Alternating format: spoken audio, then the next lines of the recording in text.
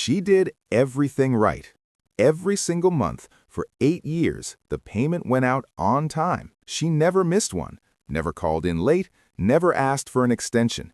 She followed the rules exactly the way the government told her to follow them. And then, one letter arrived, and 8 years of her life, 96 payments, 4,000 days of discipline, and $89,000 of debt she had been promised would disappear were gone. Not reduced, not delayed, gone, because 14 payments counted. 14 out of 96. Stay with this story, because what Nicole did next, alone, without an attorney she could afford, against a federal loan servicer with a legal department the size of a small city, is one of the most important financial fights you will ever hear about. And it is happening to people you know right now. Right now. Before we go any further, if you found this channel today, take 1 second and hit subscribe. Here is why this matters. Every story on the Money Signals is built from real financial events, real court filings, real loan documents, real people who lived through things. If you want to keep receiving stories like this one, stories that tell you the truth about money in a way that actually stays with you, subscribing takes 2 seconds, and it means everything to a channel this size. Now, back to Nicole, because it gets worse before it gets better. Nicole was 31 years old when she signed her first teaching contract. 8th grade English, a public middle school in Columbus, Ohio. The salary was $38,400. She had $89,000 in federal student loans from the 4 years it took to earn the degree that got her the job. She was not panicking. She had a plan. The plan was called the Public Service Loan Forgiveness Program, PSLF. The federal government had created it in 2007 with a straightforward promise: work in public service for 10 years, make 120 qualifying monthly payments, and whatever's left on your federal student loans will be forgiven, completely, legally, in writing. Nicole had read the program requirements 3 times before she enrolled. She was the kind of person who read things 3 times. She enrolled in an income-driven repayment plan the same month she started teaching.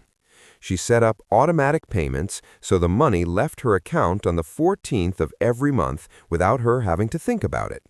She kept every confirmation email in a dedicated folder she labeled, with the precision of someone who planned to need it one day, PSLF documentation. She was 26 years old. She had a 10-year plan. She trusted the government that employed her. Over the next 8 years, Nicole did not just teach. She coached the debate team. She ran the after-school literacy program on Tuesdays and Thursdays. She took on additional classes when the school lost staff to budget cuts. She was the teacher who stayed late and arrived early, not because anyone asked her to, but because her students were the reason she had taken on the debt in the first place. She renewed her program certification annually. She submitted her employer verification form every single year on time to her loan servicer. 96 payments, 8 years, not one missed. And then the letter came. The letter was not dramatic. That was the first thing Nicole noticed. It was a standard format notice from her loan servicer, the company the Department of Education had assigned to manage her account, informing her that her account had been reviewed and that her qualifying payment count had been updated. She assumed it was good news. She opened it standing at her kitchen counter, still in her coat, still holding her keys. 14. The number on the page was 14. 14 qualifying payments out of 96. She read it again. She set it down. She picked it up and read it again. The letter offered no explanation beyond a single line of servicer language that said her payments had been reviewed under current program guidelines and that some payments had been found to not meet qualifying criteria. It gave her a phone number. She called the number. She was on hold for 47 minutes.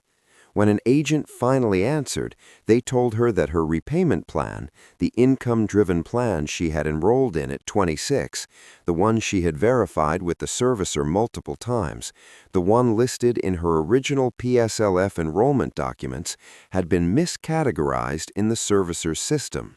Not by Nicole, by them.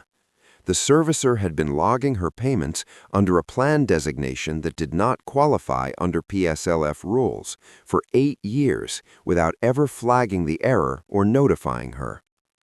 82 payments, 6 years and 10 months of on-time, automatic, confirmed payments did not count. The agent was apologetic. The agent could not tell her how this had happened. The agent told her she could file a formal dispute. Nicole asked what the dispute timeline was. The agent said it varied. Nicole asked for a number. The agent said it could take up to 24 months. Nicole was 41 days away from what she had believed was the end of her 10-year program timeline. She sat down on her kitchen floor. The debt that was supposed to disappear, the $89,000 she had been carrying for 8 years while making every payment, coaching every debate practice, running every literacy session, trusting every piece of government paperwork, was still there. All of it. And her loan servicer, the company paid by the federal government to manage her account accurately, had known about the miscategorization and said nothing. She had not made a mistake. She had not missed a payment. She had not misread a rule. She had done everything right. And the system had taken 8 years from her anyway. Nicole did not tell her students. She stood in front of her 8th graders the next morning and taught a lesson on argumentative writing. She graded papers that evening. She made dinner. She went to bed. She did not sleep. For 3 weeks after the letter, she functioned on the outside and collapsed on the inside. She had built her entire financial life around this program. The low monthly payments had meant she could not save aggressively. The promise of forgiveness had meant she had not pursued the higher-paying private sector jobs that had come her way. She had made every financial decision for 8 years inside the frame of this one government promise, and the frame had been wrong the entire time. Her mother called on a Sunday. Nicole said she was fine. She was not fine. She was sitting at her kitchen table with a legal pad covered in calculations that all ended at the same number, $89,000, and no clear path to a different answer. The dispute she had filed was assigned a case number. That was all. A case number and a waiting period with no defined end. She checked her account portal every morning before school. The status never changed. She called the servicer 4 more times over the following 6 weeks. Each agent confirmed the dispute was open. None could tell her anything else. She was inside a system that had already failed her once and was now asking her to trust it to correct itself. She was 41 years old. She had $4,200 in savings. She had $89,000 in debt. She had a case number. But she had something else too, something the servicer had not counted on. She had 8 years of documentation in a folder she had labeled, very carefully, very deliberately, PSLF documentation. Nicole did not hire an attorney. She could not afford one.